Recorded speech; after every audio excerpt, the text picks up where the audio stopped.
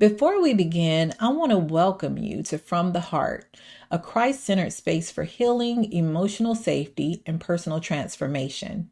If you're new here, I want to let you know that I do offer one on one coaching sessions devoted to topics such as reframing a fear based mindset, clarity sessions for a specific situation, trauma related mindset alignment, and support for navigating loneliness, just to name a few. Now, if any of these areas speak to you, you can visit me at fromtheheartmindsetcoaching.com to learn more, or you can email me at Sukanya Lee at fromtheheartmindsetcoaching.com. That's SUKONYALEE at fromtheheartmindsetcoaching.com, and we can take a step into your healing journey. Now, today we're going to be exploring trauma cycles, what they are, how they form, and how God meets us in the middle of them. This teaching is meant to bring clarity, compassion, and prayerfully hope to the situation. So we'll talk about cycles of trauma, how we get stuck, and how God leads us out. Many people experience, but rarely have the language to, describe these cycles of trauma. And these patterns, we fall into them because our nervous system is trying to protect us.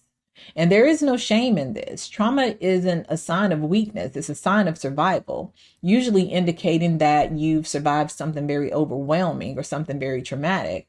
Trauma makes us feel alone, makes us feel heartbroken and debilitated. But God meets us in this space. In these places, we feel stuck and sometimes hopeless. But God gently leads us into the truth and safety and restoration of who we are in Him. Psalms 34:18 advises that the Lord is near to the brokenhearted and saves those who are crushed in their spirit. And then Psalms 23:3 advises He restores our soul. A traumatic cycle is a repeating loop of thoughts, emotions, and behaviors that were formed in moments when we just didn't feel safe. These cycles are not conscious choices, they're survival patterns. I once believed, because I suffered with anxiety, that's just who I was. It was something I felt all the time. It was what I believe was part of my identity. I became so used to living in the fear, and avoiding certain situations just felt normal to me. But looking back, I can see why, I was dealing with that. I had spent years in environments that weren't safe, and I had to constantly be on guard, hyper vigilant, and it just became a part of my personality, or my perceived personality. My nervous system learned to stay alert, to anticipate danger all the time, and to protect myself. And that hypervigilance became a cycle, and it eventually felt like my personality. But it wasn't, it wasn't my identity. It was an adaptation to the circumstances.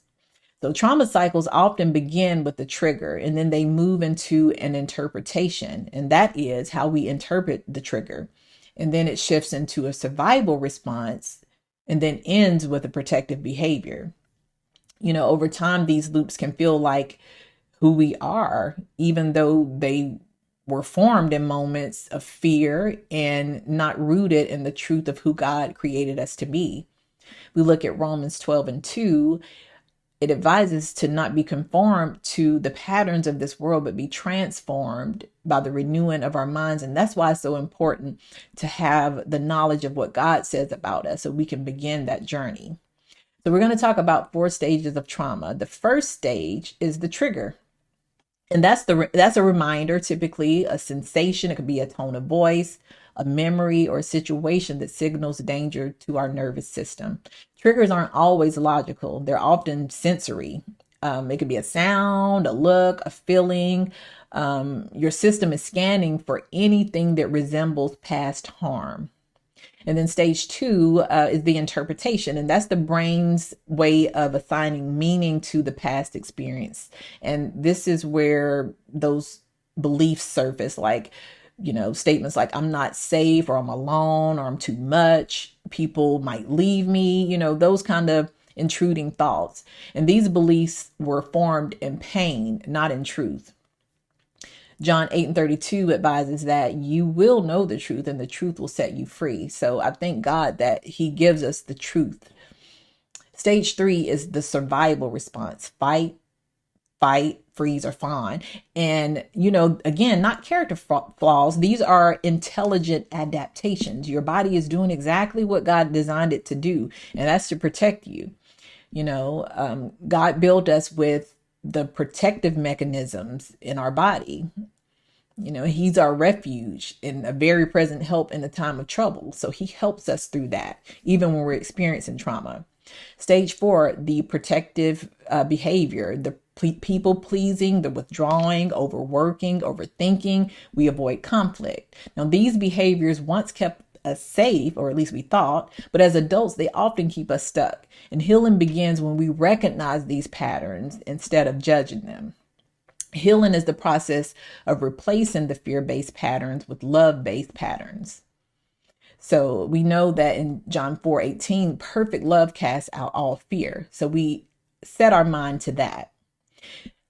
Now, we can be stuck when we don't understand the cycle. We begin to blame ourselves, and then we think we're failing, when in reality, we're repeating a pattern that we never chose on a conscious level.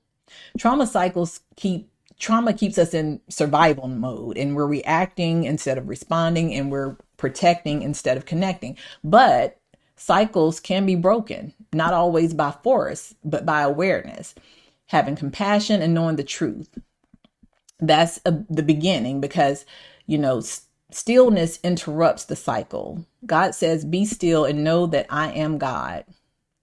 Now, God leads us out of trauma cycles. He reveals and he restores and renews our minds and gives us an understanding of what we're dealing with. And then with his word, he gives us a way out. So again, being aware, having awareness, noticing the patterns, having compassion, understanding why it formed, knowing the truth, replacing old beliefs with God's voice. And then we want to practice. We want to choose new responses slowly, gently, and consistently, because healing is not about perfection. It's about alignment. So aligning your nervous system with your beliefs and your identity with who God says you are. Ezekiel 36:26 says, I will give you a new heart and put a new spirit within you.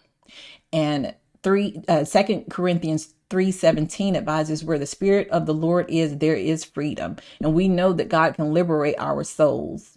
He definitely did it for me.